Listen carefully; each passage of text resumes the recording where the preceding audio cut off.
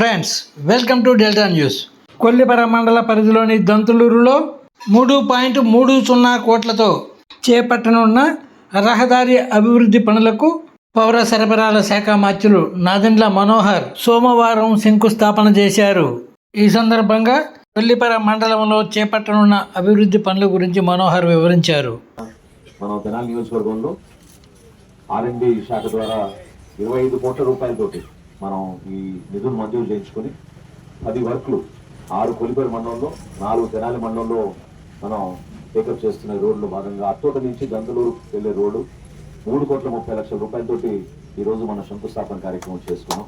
నిజంగా మన పూర్తిగా కష్టకాలంలో కూడా ఆర్థిక ఇబ్బందులు ఉన్నా కూడా మనకి రాష్ట్ర ప్రభుత్వం నుంచి గౌరవ ముఖ్యమంత్రి గారు, అదేవిధంగా మన రాష్ట్ర ఉప ముఖ్యమంత్రి గారు పవన్ కళ్యాణ్ గారు ఎప్పుడు కూడా ఒక మద్దతు ఇస్తూ మనం చేసే కార్యక్రమాలపైన నమ్మకంతో, వాస్తవంగా ఇప్పుడే డి గారు చెప్పినట్టు అన్ని నియోజకవర్గాల్లో అవకాశం దొరకదు, కానీ కొంతవరకు వాళ్ళతో ఉన్న మనకి చొరవతోటి చేసే కార్యక్రమాలని ప్రజలకు ఉపయోగపడాలనే నమ్మకంతో మనం ఫాలోఅప్ చేసుకుంటూ రూటీన్ గా ప్రభుత్వం నుంచి మనం తీసుకురాగలిగాం.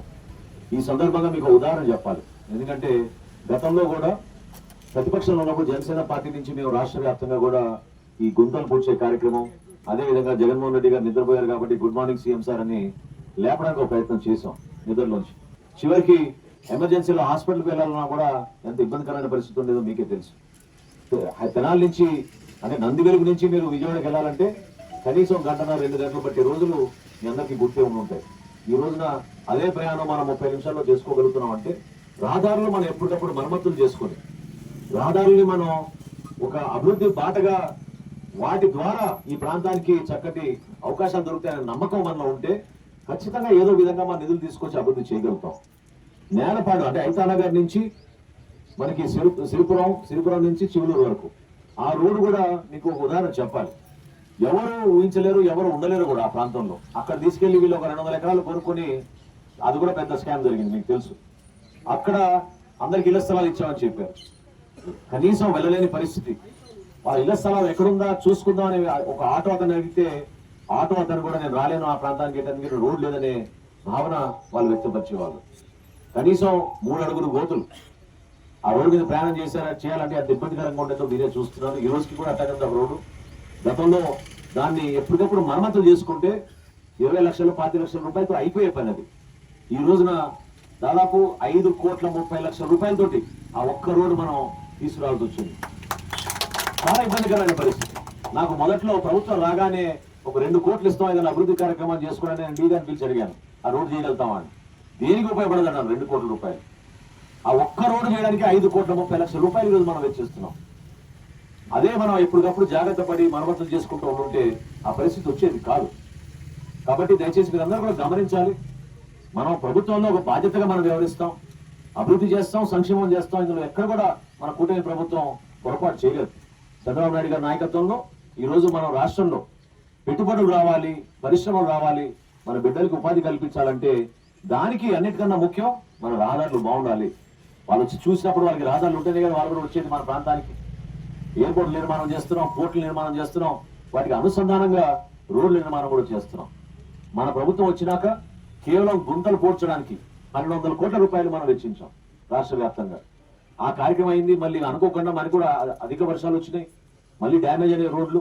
కాబట్టి ఈ వేసవి కాలంలో ఎట్టి పరిస్థితుల్లో కూడా ముందుగా మనం ఈ రోడ్లు టేకప్ చేసి పూర్తి చేద్దామని నేను మన అధికారులందరికీ కూడా చెప్పాను. వాళ్ళు కూడా పాపం చాలా కృషి చేశారు. ఎందుకంటే కొంతమంది అనుకుంటారు తెలియక ఎందుకు పనులు జరగడం లేదు, ఆగిపోయినాయి, మా రోడ్డు చేయలేదని. ఉదాహరణకి మీకు తెనాలి నుంచి నందివెలుగు వచ్చే రోడ్డు ఆటో నగర్ దగ్గర అందరికీ తెలుసు, కోర్టుకు వెళ్లాల్సి వచ్చింది. కోర్టు కేసు జరిగితే తప్ప అక్కడ అది క్లోజ్ చేసి కేంద్ర ప్రభుత్వ నిధులు కూడా దాంట్లో ముడిపడి ఉన్నాయి. కాబట్టి వాళ్ళు ఒప్పించి, ఎవరైతే పాపం ఆ కాంట్రాక్టర్ ఉన్నారో నష్టపోయినా కూడా వాళ్ళని ఒప్పించి ఆ కార్యక్రమం ఇప్పుడు వేగవంతంగా ముందుకు తీసుకెళ్ళడానికి దానికి కూడా ఈ 25 కోట్లలో 2 కోట్ల రూపాయలు మంజూరు చేశాం. ఈ 2 కోట్లు కాకుండా ఇంకొక 17 కోట్ల రూపాయలు సైడ్ కాలం దగ్గర మనం గోడల నిర్మాణం చేసుకుని కాంక్రీట్ వాల్స్, దాని 4 లేన్ రహదారిలాగా నందివెలుగు వరకు తీసుకొచ్చే గతంలో నేను ఇచ్చిన హామీని పూర్తి చేసుకునే విధంగా ఆ కార్యక్రమాన్ని మనం ముందు తీసుకొచ్చాం. ఇదే కాకుండా శుభవార్త చెప్పాలి.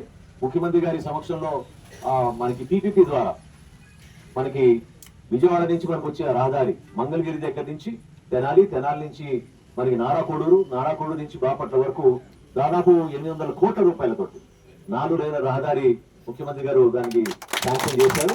అది పబ్లిక్ ప్రైవేట్ పార్ట్నర్షిప్ లో అది కూడా టేకప్ చేయబోతున్నాం వర్క్ త్వరలోనే. సో ఈ విధంగా అభివృద్ధి కార్యక్రమాలు చేసుకుంటున్నప్పుడు ఖచ్చితంగా తెనాలికి ఒక అద్భుతమైన అవకాశం మనకు ఉంది. ఎందుకంటే మన అమరావతికి దగ్గరలో ఉన్నాం, మన రాజధాని అమరావతి కాబట్టి అమరావతి ప్రాంతంలో కూడా ఈ అభివృద్ధి కార్యక్రమాలు అంతిమంగా మన ప్రజలకు ఉపయోగించుకునే విధంగా మనం ముందుకు తీసుకెళ్లాలి. గ్రామ చెప్పారు ముఖ్యంగా మనకి బూరిపాలెం నుంచి శివలూరు వరకు, అదేవిధంగా పినపాడు నుంచి అంగల్కుదూరు దండమూడి రోడ్డు దాన్ని కూడా 7 కోట్ల రూపాయలు శాంక్షన్ చేయించి అది కూడా తీసుకొచ్చాం. ఇక్కడ మనకి కొలిపర మండలంలో మనకి ఈ రోడ్డు అత్తోటి నుంచి దందులూరు రోడ్డు వరకు మనం 3,30,00,000.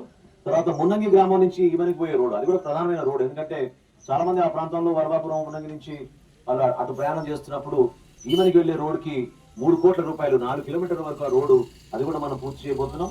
సిరిపురం నుంచి శివలూరు వరకు అది కూడా 3 కోట్ల రూపాయలు శాంక్షన్ చేశాం. శివలూరు నుంచి హనుమాన్పాలెంకి అది కూడా 4,90,00,000 రూపాయలు అంచనాలైనాయి. అంటే ఏ విధంగా మనం నిధులు ఇబ్బందికరమైన పరిస్థితుల్లో కూడా తీసుకొస్తున్నాం నేను వివరిస్తున్నాను. గుదిబండవారి పాలెం నుంచి దంతులూరుకి ఆ రోడ్డు కూడా 2 కోట్ల రూపాయలు మంజూరు చేశాం. సో ఈ విధంగా పూర్తిగా ఈ 10 వర్కులకి 25,70,00,000 రూపాయలు మంజూరు చేయడమే కాకుండా కాంట్రాక్టర్ని కూడా మనం ఐడెంటిఫై చేసాం.